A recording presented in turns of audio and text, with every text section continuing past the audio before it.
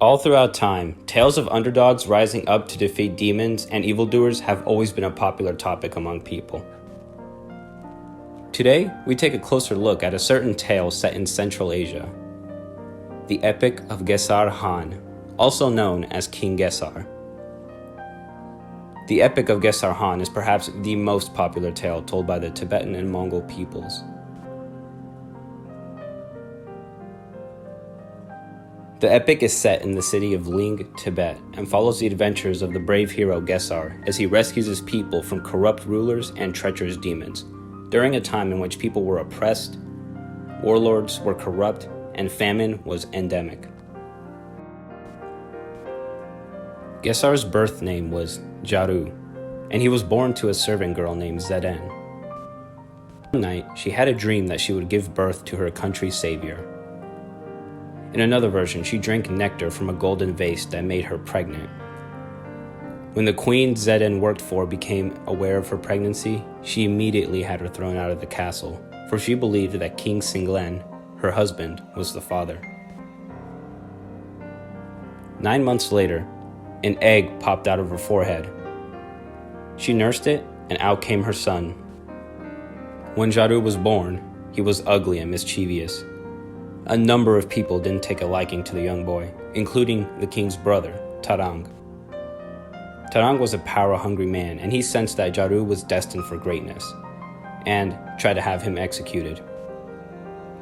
Zeden and Jaru both escaped to live in the woods.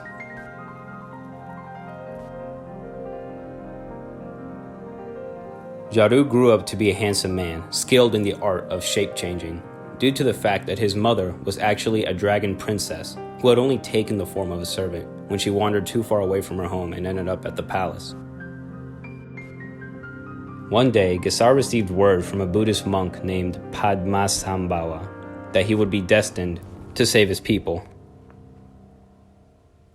After hearing this, he returned to the palace, and reaching the town, he discovered that King Qhinghai had left on a pilgrimage, and Tarang was hoping to rule in his place.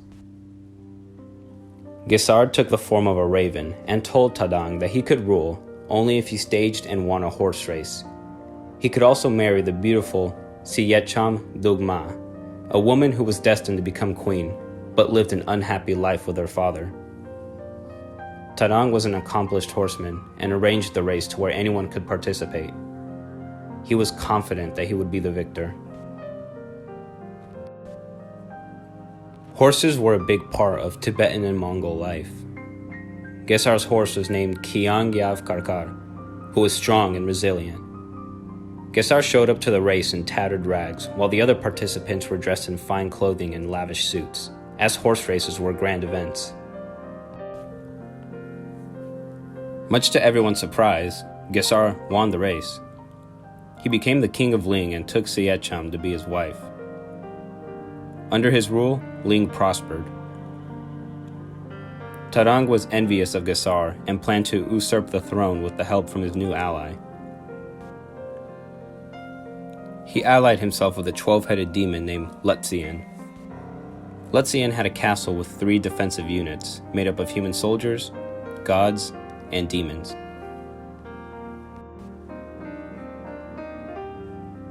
Gesar knew that to win a battle, he needed more than just ruthlessness and aggression.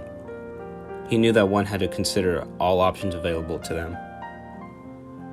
He managed to convince the humans and the gods to fight alongside him to defeat the army of demons. Their tough armor proved useful for nulling the sword blows from the demons.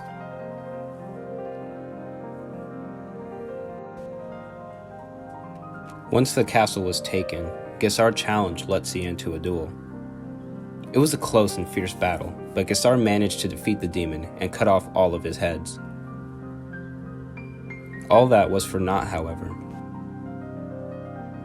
For Lutzien's wife entranced Gesar with a cup of wine which made him forget everything, and he fell for her. He wandered off with her and forsook his kingdom. Ling fell into a decline and was under the rule of a new demon named Kurkar. 6 years would pass before Gesar's brother found him and explained everything to him. The demon king had imprisoned his wife and took over Ling. Gesar returned to the kingdom disguised as a boy skilled in metalwork. Under this facade, he was able to deceive Gurkar and, while distracting the demon by making him swords, was able to kill him, while his men defeated yet another demon army. Gesar had to fight another demon named Shinti. After defeating Shinti, Gesar came face to face with Tarang. Tarang had a son whom Gesar was quite fond of. He arranged the marriage of Tarang's son with Shinti's daughter, who was described as virtuous. This ended any conflict between Gesar and Tarang, and Gesar reclaimed his position at the throne once again. Tarang's son and Shinti's daughter became the new rulers of Ling. They were described as competent leaders, and Gesar was certain that the kingdom was in good hands. Him and his wife retreated to a mountainside in the Khan region. The very next day, however, they were nowhere to be found. Some say that they ascended to the paradise known as Shambhala, the mythical home of the spirit kings. Despite their absence, however, the kingdom prospered. This story is one of fighting back against corruption and treachery, and is a well-liked myth to many. But the question remains, is there any truth to it? The region of Ladakh, which is sandwiched between the Kunlun Mountains and the Greater Himalayas, just east of Kashmir, is said to be the birthplace of Gesar. The Buddhist monk that visits him in the forest is actually a real figure in history. He was highly revered amongst Buddhist monks, and he spread the teachings of Buddhism in Tibet in the 8th century. He is commonly known as the second Buddha. The Kham region where Gesar and his wife disappeared is also an existing area, located in eastern Tibet. Gesar himself was said to be born in the year 1027. Whether true or not, the events in this epic show that good always prevails against evil.